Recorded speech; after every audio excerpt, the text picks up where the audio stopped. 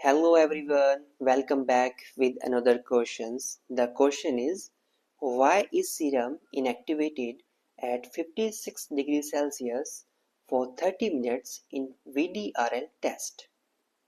Imagine in the lab a technician performed VDRL test, but वो serum inactivated step अपना skip कर देता है.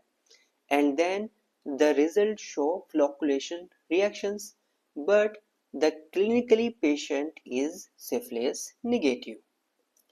So the question is, where did the mistake happen? In this scenario, serum inactivated step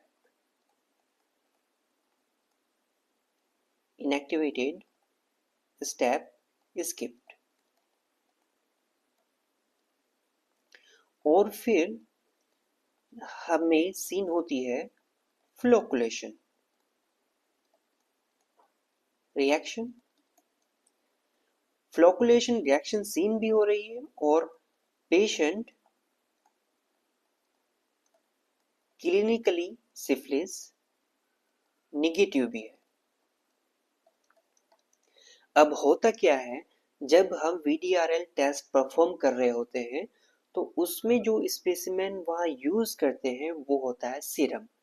अब serum में कुछ naturally complement proteins present होते हैं. यही कॉम्प्लीमेंट प्रोटीन्स को जब हीट ना कराया जाए प्रॉपर तो वो इनएक्टिव नहीं होते. बिकॉज ऑफ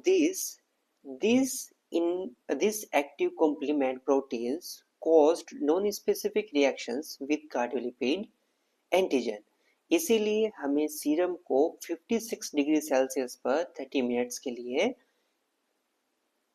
क्या कराना चाहिए, उसको हीट कराना चाहिए. तो इस क्वेश्चंस में फर्स्ट ऑप्शन जो दिया है, टू किल द बैक्टीरिया, ये कोई VDRL कोई स्टेरिलिटी टेस्ट नहीं है.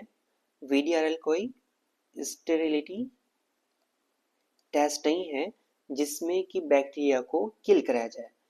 Second option is to destroy cardiolipin. अब अगर हम कार्डियोलिपिन को ही डेस्ट्रॉय कर दें तो टेस्ट का मतलब ही खत्म हो जाएगा, क्योंकि कार्डियोलिपिन ही हमारा एंटीजन है. The third option is to increase antibody activity. कभी भी हीट करने से एंटीबॉडी की एक्टिविटी इंक्रीज नहीं होती. यहाँ तक कि अगर हम उसको ज़्यादा हीट कर दें तो वो एंटीबॉडी क्या हो जाती है, वो डेस्ट्रॉय हो जाती है. The D option is to inactivate complement. यही है जो भी हमने बताया, क्योंकि सीरम में कुछ कॉम्प्लीमेंट प्रोटीन्स पाए जाते हैं जिनको इनएक्टिव करना जरूरी है, वरना तो वो नॉन स्पेसिफिक रिएक्शन करेंगे with कार्डियोलिपिड. So the correct option is to inactivate complement.